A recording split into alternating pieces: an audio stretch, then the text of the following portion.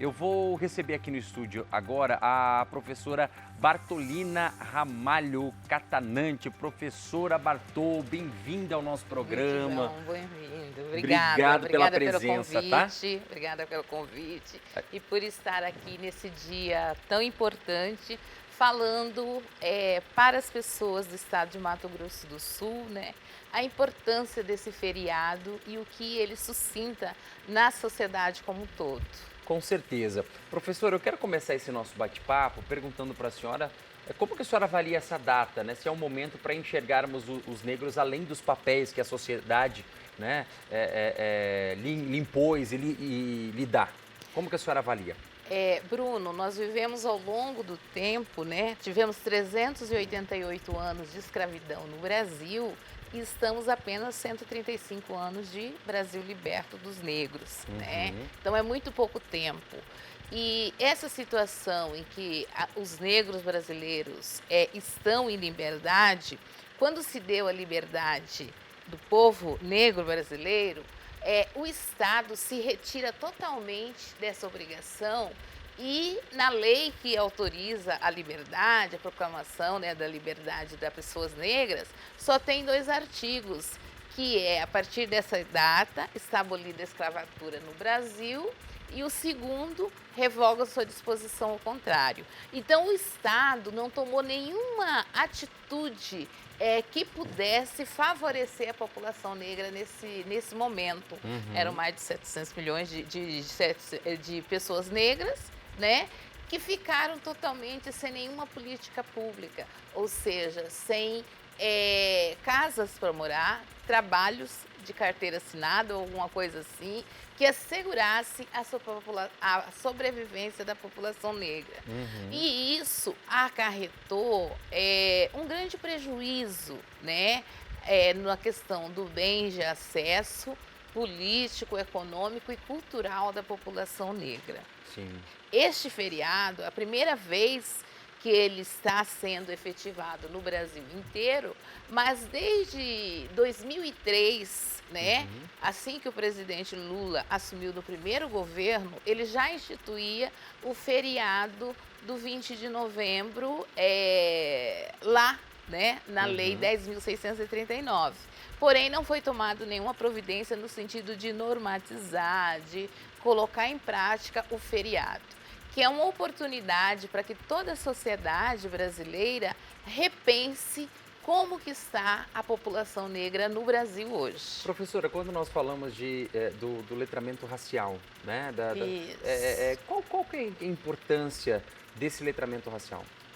É nós entendermos historicamente, né, que a população negra sofreu um grande preconceito histórico, né, construído socialmente, ou seja, não foi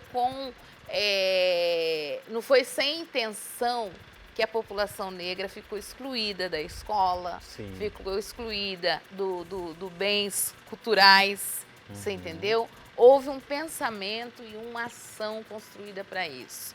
Hoje, nós falarmos do letramento racial, significa também você conhecer para construir uma política antirracista, desde moradia, né, até mesmo no trato com a pessoa negra, né? Às vezes a gente passa, as mulheres, os homens negros, às vezes os negros têm essa coisa de, tem hora que é retinto, o moreno. Não é o moreno, né? Se a gente for pela definição do dicionário, o moreno é a pessoa branca de cabelos pretos. Nós não, nós somos pessoas negras, né, de pele retinta ou então menos retinta. Então, isso é o letramento racial, a gente saber a origem, né? Com certeza. Não somos mulatos, né? A gente tem uma origem, a nossa origem é afro-brasileira, né? Porque a partir do momento que eu sei que eu venho de uma descendência afro, eu me coloco nesse papel de que, se nós temos descendência europeia, descendência indígena, descendência africana, a gente coloca todo mundo a partir das suas origens. Com E certeza. fica muito mais fácil a gente reconhecer as nossas ancestralidades. Você Professora, entendeu? e são importantes avanços agora assim, que claro, já vieram, né, desde quando teve a abolição da escravatura, mas também precisamos avançar mais do ponto Sim, que nós estamos, né? sim. No seu ponto de vista, o que que a senhora acha quais são, se a senhora puder elencar 2 ou 3 pontos principais que a senhora acha que É, nós precisamos avançar em políticas públicas, em sim. conscientização social também? Eu acho que políticas públicas, nós temos o marco da história profissional das Uhum. pessoas negras. As pessoas negras ganham 40% a menos de com uma pessoa não negra, Sim. né, de com uma pessoa branca. Então, uns dados do DIEESE saiu hoje, a gente está trabalhando com esses dados de hoje, do DIEESE, do MEC, do SECADI, saiu um relatório de monitoramento muito importante, e mais tarde eu vou falar. Mas a questão profissional, eu vejo que ainda é um grande desafio, A sabe? equiparação salarial. Equiparação salarial, Certo. porque as mulheres negras também ganham menos do que as mulheres não negras e ganham bem menos do que os homens não negros. E Sim. ganham menos ainda do que os homens negros. Você Entendi. entendeu? Apesar do salário mínimo ser igual para todos, né? A mulher doméstica, né, a que exerce a função de doméstica, ganha 461 a menos do que a não negra. Você entendeu? Ou seja, algo que precisa combater, que através até dessa equiparação você consegue combater tantas outras diferenças, não é? Exatamente. Às vezes as pessoas falam, não, no Brasil não existe racismo. O que existe é uma diferença salarial, uma luta de classe. Mas nós observamos que mesmo nessa questão da equiparação salarial, Sim, a pessoa negra está muito mais abaixo. Você sim. entendeu? Então, por Certo. exemplo, esse rigor de remunerar, né, com igualdade salarial Uhum. os negros e os não negros, ela é fundamental. Primeiro, para certeza, permitir o professora. acesso, Sim. permitir a condição de vida das pessoas, melhorar a condição de vida, né? Sim. Feito isso, as pessoas que têm uma melhor remuneração têm melhores condições Sim. de estudo, de Tudo melhora, na saúde, verdade, de né, professora? educação, né? Exato.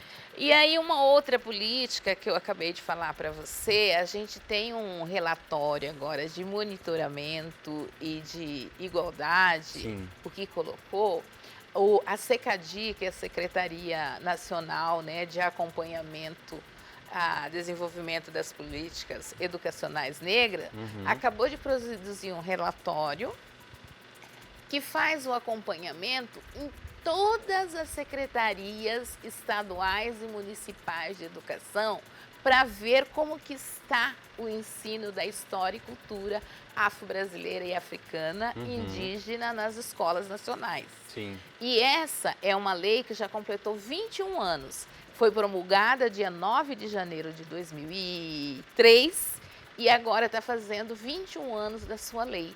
Porém, o que nós observamos nesse relatório?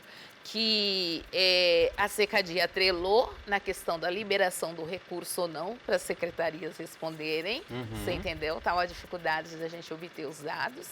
E aí, a partir daí, se construiu esses dados de quais as secretarias que têm uma política especial para a comunidade negra, para fazer a diferença, se tem formação de professores, se tem gestores preocupados, como que isso é visto no calendário educacional, você entendeu? Se a escola está preocupada em colocar conteúdo e currículo que formem a pessoa com a questão da igualdade racial.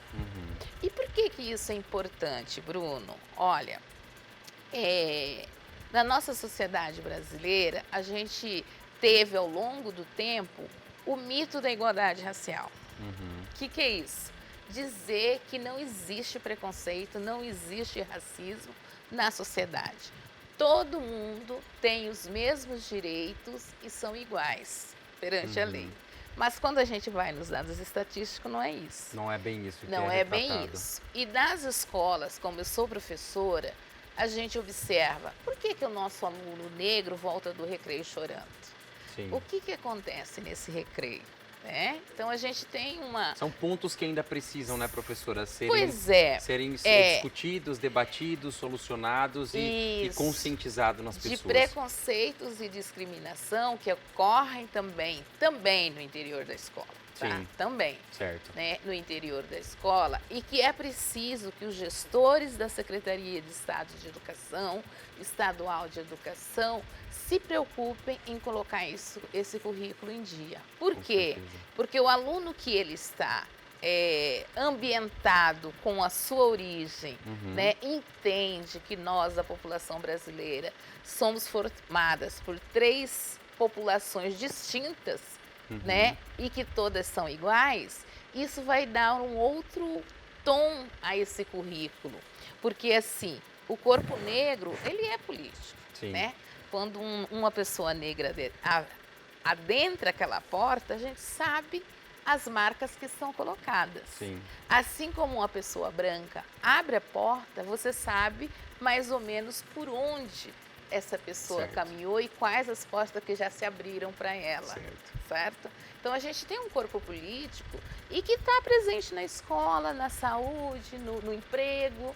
Sim, né? Com certeza. Isso. Professora Bartô, quero agradecer sua presença aqui, importante explanação sobre esse assunto, né? Essa data que sirva de reflexão, não só a reflexão, mas de ações por parte do poder público e também da nossa sociedade. Eu quero mais uma vez agradecer a presença da senhora, tá bom? Eu que agradeço, é uma semana intensa de atividades em vários locais para que a gente converse com a população e chame tanto a população negra quanto a população não negra, branca, indígena, todos, para que colaborem nesse dia e a gente possa pensar também que política antirracista eu posso fazer, qual atitude antirracista eu posso estar colocando presente na minha vida. Com certeza, tá professora. Bom? Mais uma vez, muitíssimo obrigado, tá? Obrigada. Pode ir por ali, por favor. Obrigado pela presença.